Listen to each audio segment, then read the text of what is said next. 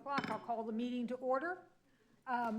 We are missing some folks today. As you can see, Dr. Cooney is not here, so me as vice chair, you know, they always say vice chair, you don't ever do anything. Just do it. It'll be easy. So here I am. And then Frank is away today as well. So we've had some changes to the agenda based on some of those things. We're going to start with Michael Kent, our treasurer, doing the invocation. Pledge is next. You have confusion because I'm doing prayer. We'll come back to the money later. Yeah, I know, I got it. Heavenly Father, we come before you today with grateful hearts, humbled by the responsibility entrusted to us as we gather to make decisions that impact the health and well-being of our community. We ask for your wisdom and guidance. Grant us clarity of mind and unity of purpose so that every choice we make reflects integrity, compassion, and justice. Help us to be mindful of those who are most vulnerable, the sick, the struggling, and the underserved, and may our work always seek to bring healing, hope, and dignity to all. Bless our discussions today, Lord, that they may be marked by respect, collaboration, and a shared commitment to the greater good. Strengthen us in our mission to ensure that healthcare in Indian River County remains accessible, equitable, and of the highest quality. We ask for your blessing upon all those who serve in healthcare, the physician, the nurses, the caregivers, and staff who dedicate their lives to the service of others. May they find strength, encouragement, and joy in their calling. And finally, Lord, we lift up those in need of healing today. May they find comfort, restoration, and peace. Let our work here be a reflection of your love and care for all people. In your holy name we pray. Amen. Work his way into a new job, Michael. Now we'll stand for the pledge.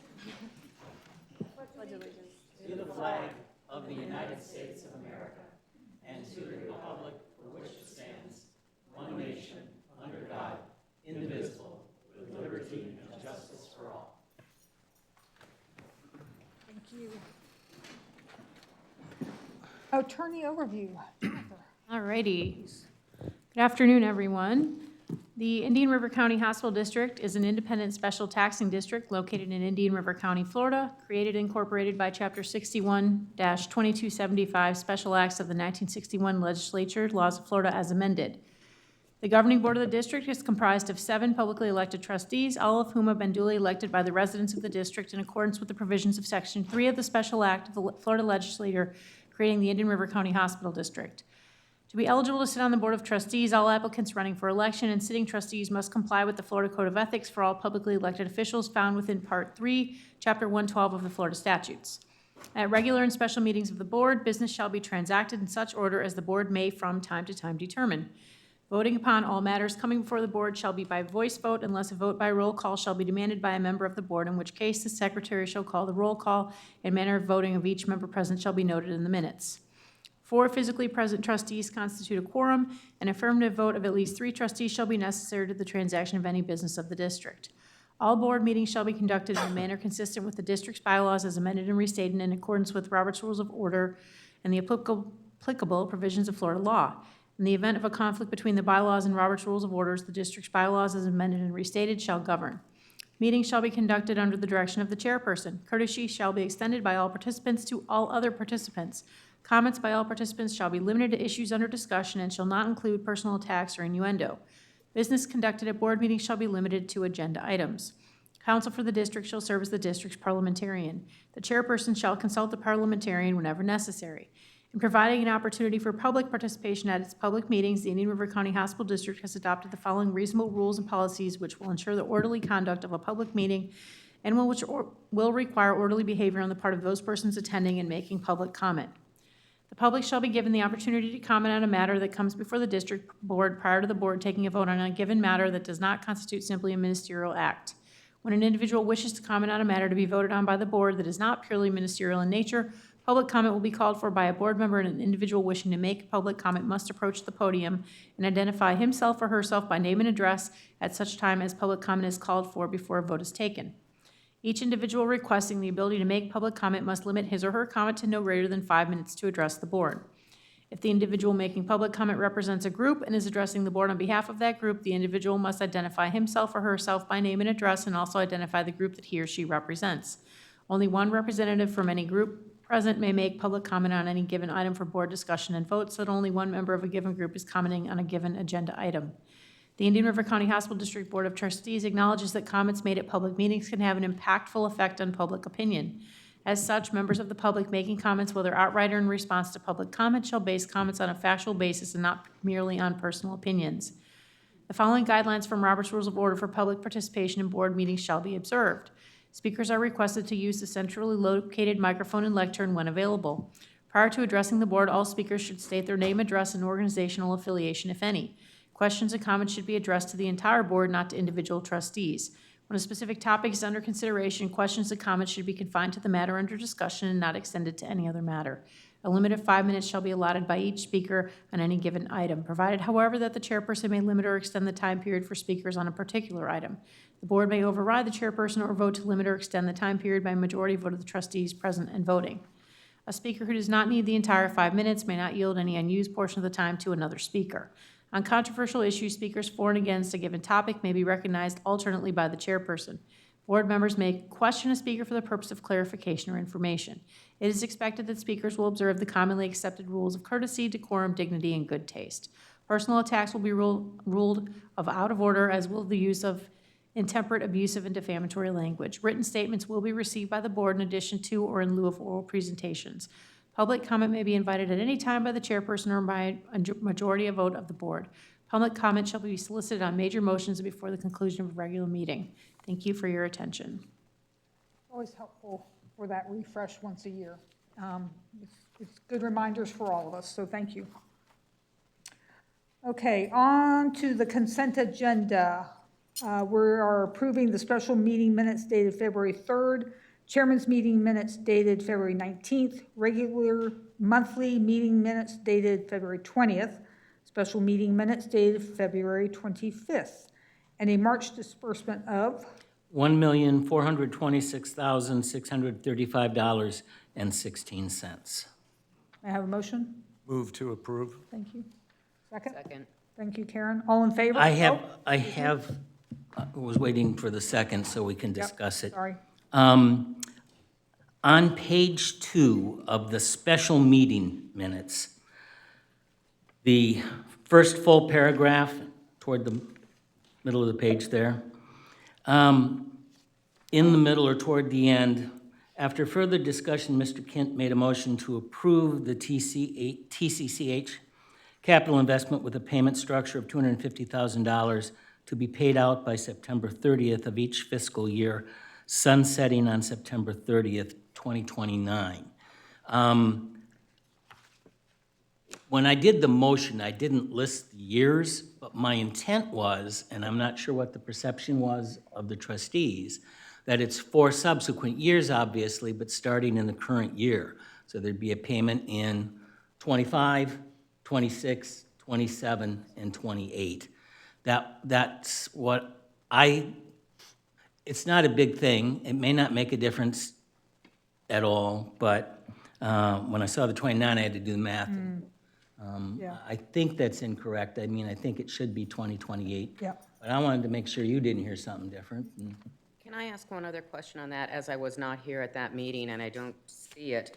Was this all pending on that they receive the funding that we are matching? I don't know if it's a match or if was that part of the discussion, and should that be included in other words, if they don't get that $4 million, then we weren't going to be delivering. I don't know if that was it or not. I'm just asking, and if it There was wasn't part of it. discussion about all aspects of it, but it wasn't in the motion. Okay, it wasn't in the motion. Okay, I just wanted to clarify. There were some assurances, but it wasn't in the motion.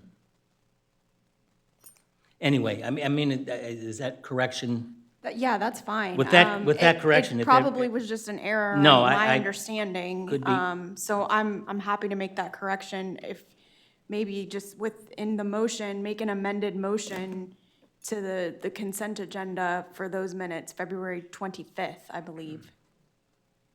The February 25th special meeting minutes, Yeah. yes. Well, I have to say that I thought that the money was contingent upon their getting approval. And I thought that was in the motion. So Was if it's it? not, then we're gonna go down a rabbit hole here.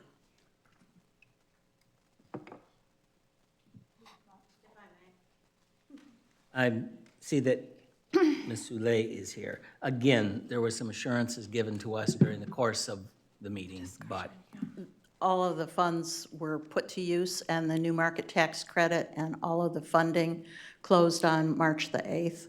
So thank you very much. oh, it's done. It's done. There. Moot point.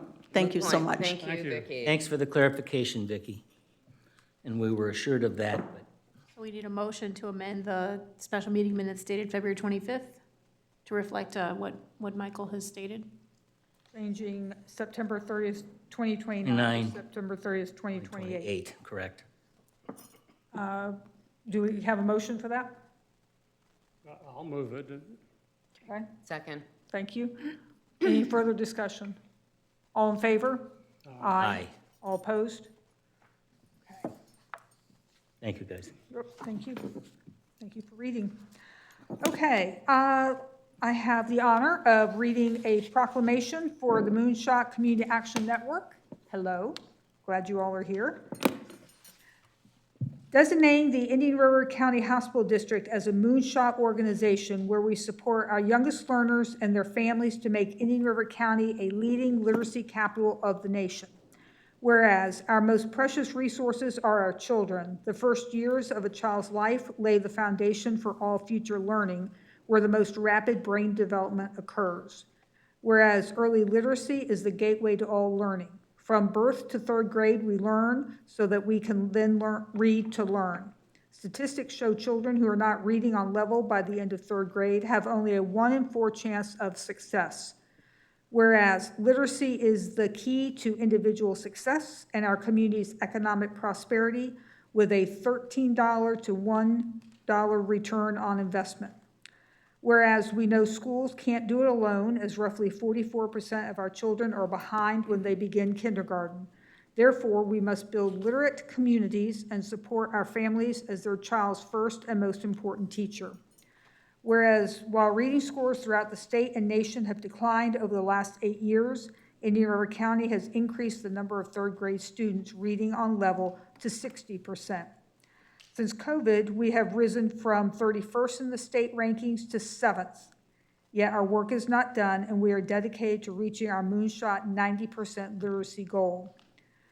Whereas literacy and health are interconnected, limited literacy is a barrier to accessing health information, proper medication use, and utilization of preventive services. Individuals with limited literacy face additional difficulties following medical instructions, communicating with healthcare providers, and attaining health information, all of which may adversely affect their health. Research has also shown a positive correlation between limited literacy skills and chronic conditions, including diabetes and cancer. Whereas the state of Florida has also declared a Moonshot 90% literacy goal, which recognizes kindergarten readiness and third grade reading to be critical milestones in becoming a top 10 economy by 2030. Whereas the Campaign for Grade Level Reading has annually declared our Indian River County Moonshot Community Action Network as a national pace setter to honor us for the community-inspired literacy movement. Whereas it takes trusted relationships, teamwork, and early education policy to create a Moonshot community where 90% of our students are reading on grade level by the end of third grade. Now, therefore, we agree to join the Moonshot Moment Journey team of teams and commit to working together as Moonshot leaders in 2024 to make Indian River County, Florida, a leading literacy capital of the nation. This means taking a stand for our youngest citizens by improving early literacy and giving every child the opportunity to be a literate, productive, compassionate citizen who will improve our world. On this date, March 20th, 2025. Thank you. Marie? Thank you. I'm Maria O'Brien. I'm with the Learning Alliance. The Learning Alliance is the nonprofit managing our Moonshot goal. But we have several people here too, because as you just read, this is a Moonshot community. So this is a community initiative. And I just have to thank too, because Carrie and Michael have been on this journey. You guys are like the OG, you know, in our original, when it was 10 people starting out this work and holding a goal. And you guys have really, you know, everyone's continued to help us hold that vision. And our goal is that 90% of our kids will read well by the end of 3rd grade. We know that's going to change our community and change their lives. We're at 63%. So whereas in the past year, the state's gone down 5%, we've gone up 3%. And you shared all the details, but a couple other things I wanted to say. Our superintendent of the school district, you all may know, was rated the top superintendent in the state of Florida and is one of the top 4 in the nation. And when we talk about being a literacy capital of the nation, if any of you are driving north from St. Lucie County into the county, there's a billboard up right now that says, "Welcome to Indian River County, the literacy capital of the nation." So we did that in celebration of National Reading Month. But we know, you know, as you said, schools can't do it alone. It takes all of us. The cost of low literacy to the healthcare industry is significant, costing over $70 million a year. So we want to thank you again for the proclamation and for all of the support. And then we have a couple people that if we could just get our group photo with you all. Sure. Thank you. Thank you for all the work. I think it should be 25 and signed by Bill, yep.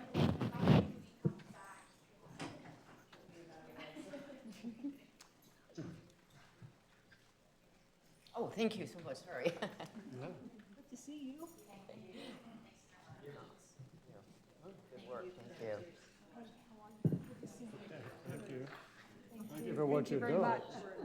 Hey, Okay, oh my, okay. 2 hats, huh? We're on the line. No, of course not, I always love to shake your hand. Yeah. Hi, Vicky. You too, How huh? are you? Everybody.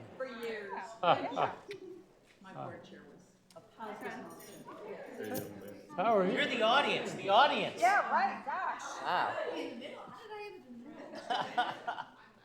All right, ready? 1, 2, 3. And then take 2 more. 1, 2, 3. 1 more. 1, 2, 3. Thank you. Thank you all. Congratulations, guys. Good to see you. We'll get you an official, Bill will Kylie, sign it, do and you, we'll have 2025 in there. Statistics on this organization too? Oh, okay, just checking. That is a proclamation, yes. So much for doesn't like attention. The pressure to read the literacy and reading proclamation, I'll tell you. Done well, too. Did you practice? No. All right, district council report, Jennifer. All right, I'll keep moving along here. This is not as exciting as what we just read, but as always, I've responded to questions from each of you as they've arisen pertaining to various matters the district is handling this present month. I continue to review our deadlines and deliverables due to the district under our lease with Indian River Cleveland Clinic and have responded with questions on that as those arise as well. I've been working with the staff quite a bit this past month, as well as the board, on some of our internal policies to ensure they're up to date and compliant with current law. And currently, as you all know from yesterday, we're working on a proposed conflict of interest policy for the board's ultimate approval and adoption. So following the comments yesterday, I've been working on trying to fine-tune that document, and we'll be bringing it back for your ultimate review and approval very soon. I'm also going to try to summarize kind of some point takeaways that aren't as complicated as what's within the policy for each of you, just from a practical basis. Also, I've been working with Cleveland Clinic's council to work through next steps to try to set some guidelines for some meeting report outs of information that can come from our board chair to share monthly with the district board following his attendance as an ex officio board member at the hospital board meetings. And in light of the recent request from TCCH, I reviewed the special act following our special meeting that took place in February to confirm that the district does have the latitude to fund capital items and improvements to further the delivery of healthcare in Indian River County if the board elects to do so. And so we'll be working with the staff to review the policy coming forth on this as well, moving forward. Any questions from anyone? Thank you, Jennifer. Michael, financial statement review. 5 months into the fiscal year, it's my pleasure to report that the hospital district's finances continue to be very solid. Let's begin our review, as usual, by turning to the last 4 pages of the February financials packet. Those pages contain the cash and investment snapshot, income, and year-to-date versus actual expense spreadsheet. And let's start 4 pages back with the district's investment and cash snapshot. At the top of this overview, you'll see that at the end of February, the district had received $19,330,895 of our ad valorem taxes. That's 91.4% of what was budgeted. And just as a point of reference, last year at this point in time, 5 months in, we'd received only 87%. So more people are paying early, which is wonderful. Section 1 updates our U.S. Treasury holdings, which total, as you see, $8,015,992. The maturity dates for those T-bills are staggered between May and September, and if you see the rates there, they average, I did the math, of 4.22%, just down a little from last year, but as we talked about a month or two ago, those are going to vary, but that's still a pretty solid number, so that's good news. The second section, Section 2, updates the district's holdings in the preferred deposit pool. That's the money market. You can see that on February 28th, we held $10,185,687, and the current interest rate in that fund, again, down a little, but at 4.25. I'd love that to hang around for a long time. Section 3 shows that we are holding $660,504 in our local Seacoast accounts as of February 28th. And altogether, the district's investment and cash holdings at the end of February totaled $18,862,183. We looked at that Tuesday when we went over this at Finance and Audit. There was just a math of, let's talk about, we're at the point where there's not much money coming in. We put all that in the bank and then it's paid down. That's why it's staggered. We're kind of averaging about $1,400,500, and if you factored 7 more months of that, this number really puts us just about exactly on what we had budgeted. I think we're, again, going to have that left over in the $8+ million range in our reserves come the end of the fiscal year. So that next page then starts the 3 pages of the year-to-date expenses versus what was budgeted. You'll note on the header for the 2 right columns that at the 5-month point of the fiscal year, if we were given even disbursements on a monthly basis, they'd be at 41.67% for all the programs and agencies and our own administrative costs. As you scan, you're going to see, as always, a lot of variations. But having said that, most of them appear to be in line, some spot on. And we have communicated with any of those where there are the greatest deviations. And I really spoke about this in some detail last month. I used 3 or 4 or even 5 examples, and they're kind of the same ones. On the middle of that last page, you'll see the total for all program expenses through February was at $6,890,643, and that computes to 36.46% of the approved budget, 36.46.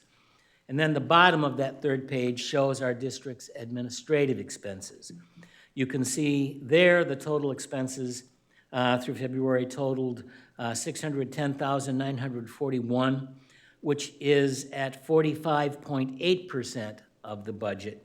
And I'll note the one item that is impacted this significantly from last month, the insurance line item. It's well over budget due to the receipt and the full payment of the district's professional liability coverage, which came in quite a bit above what was budgeted. Additionally, there have been a couple of subtle changes there, and we talked about some costs to the Women's Sober Living Facility. We're in admin, they're being transferred. There is a line item there with a few dollars. And my last two comments just have to do with what the reality, the total is between program and admin. Those expenses are just over 7.5 million at 37.07 of the budget. And as a point of comparison, last year at this point, we were at 38.25. So, I mean, we're very much on track, a little bit under, and we know what some of those are. So, with that, Madam Vice Chair, that concludes my report. I'd be happy to answer any questions if I can that the trustees might have. Any questions? Okay, great, thank you. We'll move on to our funded agency semi-annual report, and we just have Thrive here. Carrie, would you like to join us? Good afternoon. I am Carrie Lester, the CEO of Thrive, formerly known as Substance Awareness Center, and I have with me today Kylie Motowala. She's our Director of Data and Outcomes. And we asked to just give you an update on the key findings from the opioid and substance use needs assessment that we did. So we certainly appreciate you taking some time to listen and learn. This project, we were tasked by the Board of County Commissioners and funded by the Board of County Commissioners to help at the first step for our planning for our county's use of opioid settlement funds. It's a really critical and important first step that we've undertaken with this needs assessment, and it really goes beyond just those settlement funds, because as you know, a needs assessment paints a comprehensive picture for us. It combines the data with the lived experiences so that we have a clear understanding of the unique challenges in our community. And with that clear picture and that clearer understanding, we've been able to do some strategic planning, to set some strategic priorities, make some recommendations. And we really see that there's an opportunity for us to strengthen that continuum of care all the way from health promotion and prevention through treatment and recovery. And so we can leverage our resources, organize our community around this critical issue. So we went into the needs assessment really with a couple of objectives in mind. We obviously wanted to know and understand and evaluate the magnitude and the scope of substance use in our community.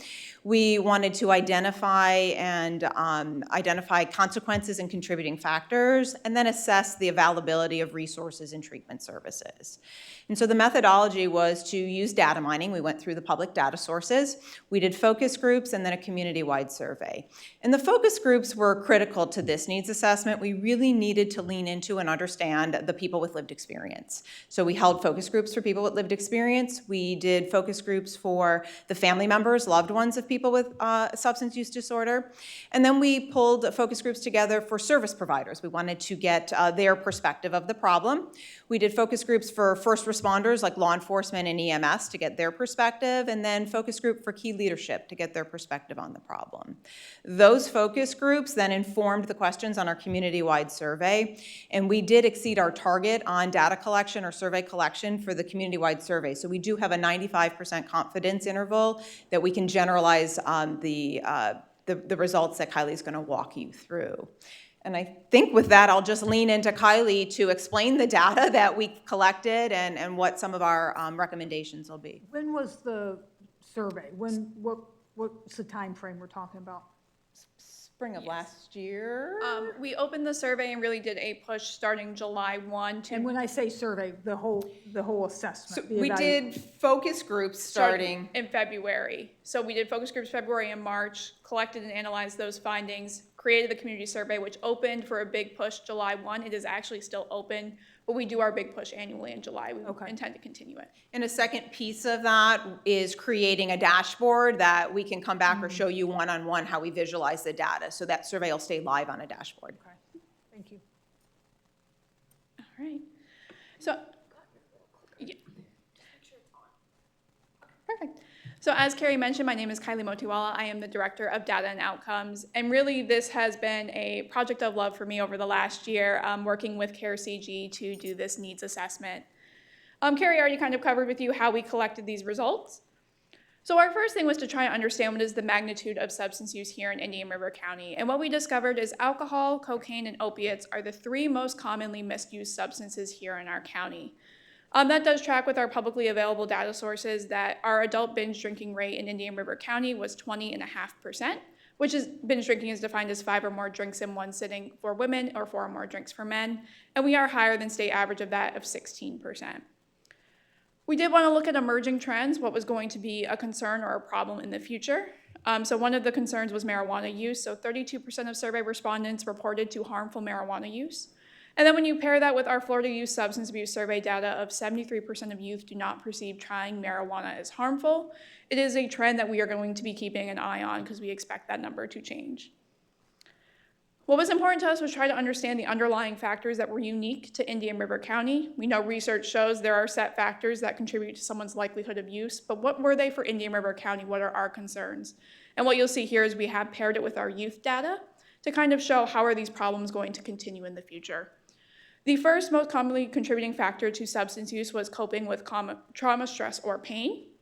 And for our youth, 26.3% of them experience 4 or more ACEs. So ACEs are adverse childhood experiences that increase your likelihood for adverse health issues later in life, 4 or more being the standard for significant problems.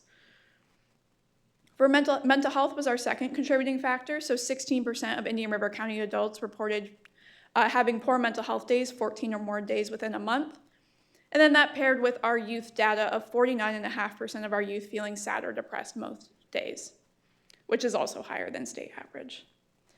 And then our third contributing factor that we found was economic strain. So 12.6% of Indian River County households do live below federal poverty level. And in addition, 32% live in that ALICE threshold. So about 44% of our population is within ALICE or the federal poverty level. So what does that result in impact? We have a higher than Florida state average overdose rate, 43.5 per 100,000 in the last year, and that was an increase from the previous year. During the same time, Florida experienced a decrease in overdose rates, so while we were increasing, they were decreasing. The Florida state average was 35.9 when we were 43.5. This translates to approximately 624 EMS calls in the year of 2022. 317 emergency department visits related to overdoses, and then 211 hospitalizations for overdoses. This also has an impact on our law enforcement system. There were 528 adult drug arrests in 2022. Our juvenile drug arrests did double, going from 13 to 28. And the reason that number is a little bit lower is we do participate in pre-arrest citation here in Indian River County, so youth, instead of receiving a fingerprint for life, can receive a civil citation. 86 youth did receive a civil citation in that year for a drug-related offense, and drug-related offenses represented 70% of the civil citations issued. We did look at Narcan, the availability of Narcan and the knowledge of Narcan. So the positive is 71% of people do know what Narcan is. 41% know how to use it, and 33% know how to get it. So that is numbers that we are working on. And then what were the barriers or gaps to accessing treatment services? So financial constraints and transportations were the most commonly perceived barriers here in Indian River County. Indian River County does have less mental health providers and physical health providers per resident compared to the state of Florida. We have 1 mental health provider for about every 600 residents, and we have 1 physical health provider for every 1,500 residents. For the state of Florida, they have 1 mental health provider for every 340 residents, and 1 physical health provider for every 1,300 residents. So significant differences between the Florida state average on that, which translates to longer wait times and ability to access treatment. And then the last barrier was stigma. More than half of our survey respondents reported that they experienced stigma, whether it be in the workplace, through law enforcement, or through healthcare, which we know that stigma can impact the ability for someone to seek help. I do want to highlight, because we did have 2024 Florida Youth Substance Abuse Survey data come out in the last couple months. So to end on a little bit more of a positive note, our lifetime substance use for youth is trending downwards, as well as past 30 days. So we are starting to see lows of youth engaging in substance use. Alcohol does still remain the highest at 22% of youth ever trying it, but most of ours are getting close to below 10%. Past 30 days, all below 10% for youth. Alcohol still remains the highest at 6.5% of youth reporting past 30-day use.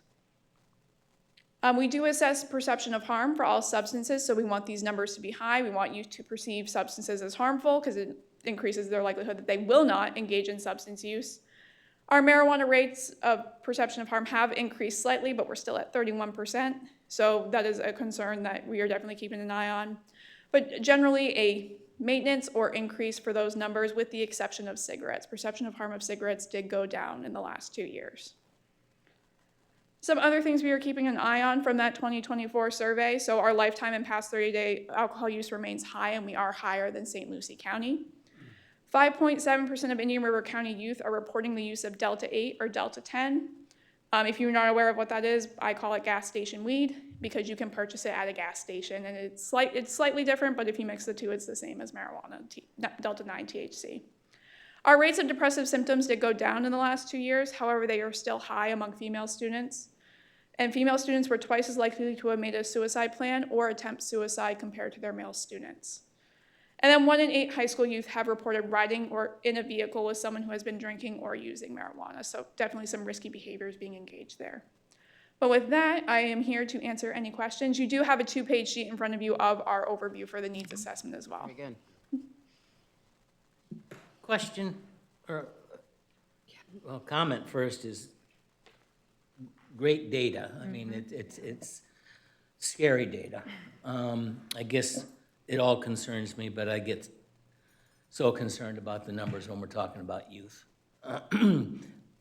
Question is, 43.5 suicides per 100,000. I don't know what the number was in the county. How are those, if there's such a thing, how are those trending in terms of age? Are they young? Are they elderly? Are they, can you categorize it in a way that, So it's Makes 43 sense. and a half overdoses, 43 and a half Oh. overdoses. Those are Overdoses. overdose death, that's our death rate. thank you. Yes. I, That did translate to 55 fatal overdoses last year. yeah. And really broad range of ages. We are seeing from the ME, as young as Right. in the 18s up to over 64. I know it's good data. I'm guessing, are you working with the community? I mean, you've got data here that they can plug in, the community needs assessment. I guess Jeff's taking the lead, or Meredith, I don't even know. Yeah. Frank, I think, is We sitting. will, so we'll have our needs assessment data linked on their dashboard also, so that the community But has it all one place ties to in. go and Right. get it. It all ties in. Yeah. And I do want to just highlight and thank you for your investment in prevention, because when you look at that 10-year trending data, when we do see that downward decline, I mean, that really is a community investing in evidence-based prevention. And the research says that is what you will see when you invest in prevention. And so we certainly have, the things that come our way, the push for, recreational marijuana that impacts the perception of harm. We get these different gas station chemicals that get sold, and we're always going to be whack-a-mole and fighting an uphill battle, but we should pat ourselves on the back as a community because we have invested across the board in prevention that our rates could look a lot worse and more significant. So we can't give up the work that we do. We need to continue it, but we appreciate the support that we have on that. And our goal ultimately is with this needs assessment, now we're really starting to organize ourselves as a community around that recovery and that treatment side of things. We've been very good on prevention. This has opened a door for conversations. We've been convening a group of diverse stakeholders to talk about and comb through this needs assessment so that we can make those priorities. And clearly, we've identified that stigma, education, and training have to be a priority and are important for our community, and that we don't really have an integrated continuum of care, system of care in our community. We lack centralized intake. That could be, a key component for us to focus in on. And so we'll continue making those recommendations, looking at that, and looking at what best practices could be for our community to change that overdose death rate and really ultimately reduce substance use. Did I see that women are twice as likely to be entertaining suicide as men? Is that what that statistic said? Yes, for our Florida Youth Substance Abuse Survey, so that surveys 6th through 12th graders in Indian River County, our female students do report higher rates of depression, higher rates of attempting suicide, and higher rates of making a plan for suicide than the male students. And it's almost double for attempting and making a plan, so. And that is pretty typical nationwide. When we look at national data, that trend's about the same. Do you have any insight into why that is? Or you just have to guess?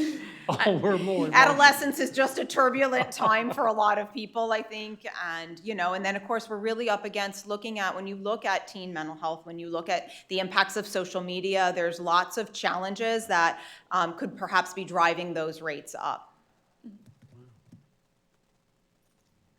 Carrie, I saw that you completed the draft of the, you completed the draft of the template that we have done for the reporting for next year.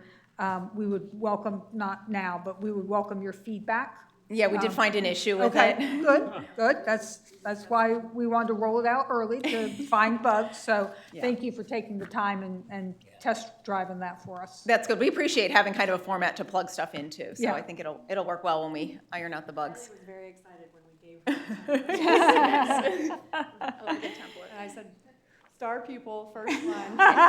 And I will just kind of toot Kylie's horn for a moment and really say that, yes, we are blessed at Thrive to have Kylie helping transform our data and our outcomes reporting, but really our community is lucky to have her helping lead this charge. She's really lent her strength across the board to other nonprofits to help really strengthen what we do with data and outcomes in our community. And I really am looking forward to seeing how we just strengthen across the board and what we can do. Huge need. You haven't figured out how to clone her yet. No. I need her. Thank you very All right. much. Thank you. Thank you, Kylie. Thank you for what you do as well. Thank you. All right, and we have written reports from Senior Resource Association and Suncoast Mental Health Center in our packets, and we will ask Tykes and Teens and Posey to come back at a future meeting when Dr. Cooney is here. Any unfinished business? New business? Other business? Public comment? Hearing none. Move adjournment.